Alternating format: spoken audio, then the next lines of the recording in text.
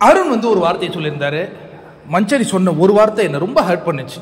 என்னையா எல்லாச்சும் ஒளிச்சு வச்சு தின்றுறீங்க அப்படிங்கிற ஒரு வார்த்தை. அவங்களும் சொல்றாங்க அந்த மாதிரி நான் சொன்ன மாதிரி எனக்கு ஞாபகம் இல்லைன்ட்டு. பட் மஞ்சரி வந்து அப்படி சொல்லியிருக்க கூடாது. ஏயா திருடி சாப்பிட்றீங்க அப்படின்னு கூட சொல்லியிருக்கலாம். எனக்கு தெரிஞ்சு இந்த விஷயத்துல அருண் அண்ட் கோ வசமா மாட்ட போறாங்க அப்படிங்கிறது தெல்ல தெளிவாக தெரியுதுங்க. ஏன்னா இவங்க 2 முறை என்ன பண்ணியிருக்காங்கன்னா யாருடைய அனுமதியும் இல்லாம, ஆனா ஒரு முறை அருணே கேப்டனா இருந்தாரு, அது ஒரு மாபெரும் தவறு. இன்னொரு முறை மஞ்சரியின் தலைமையில அவங்க கிட்ட பர்மிஷன் வாங்காத காமன் கிராசரிஸை, அந்த டைம்ல வந்து கேர்ள்ஸ் வர்சஸ் பாய்ஸா இருந்தது. காமன் கிராசரிஸை இவங்க என்ன பண்ணாங்கன்னா கிராசரிஸை இவங்க வந்து பிரியாணி செஞ்சு சாப்பிட்டாங்க. ஒரு முறை ஃப்ரைட் ரைஸ் செஞ்சு சாப்பிட்ட அந்த காட்சிகளை பார்த்தோம். பிரியாணி செய்யும் பொழுது என்ன பண்ணியிருந்தாங்கன்னா விஷால் இருந்தாரு, தர்ஷிகா இருந்தாங்க, ஆனந்தி இருந்தாங்க, அதுக்கப்புறம் யார் இருந்தது, சாட்சனா இருந்தாங்க, ரயானும் வந்து சாப்பிட்டார்.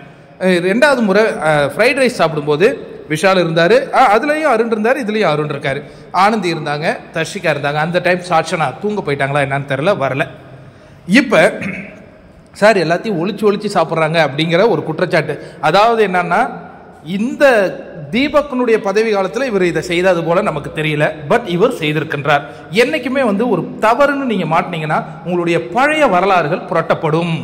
இப்ப ஜெய் சேதுபதி அவர்களும் அந்த 2 இன்சிடென்ட்டையும் இதுவரையும் அட்ரஸ் பண்ணவும் இல்லை, கேட்கவும் இல்லை. காரணம் என்னன்னா அது 24/7 வந்ததை தவிர்த்து 1 hour எபிசோட்ல அது காட்டப்படலை.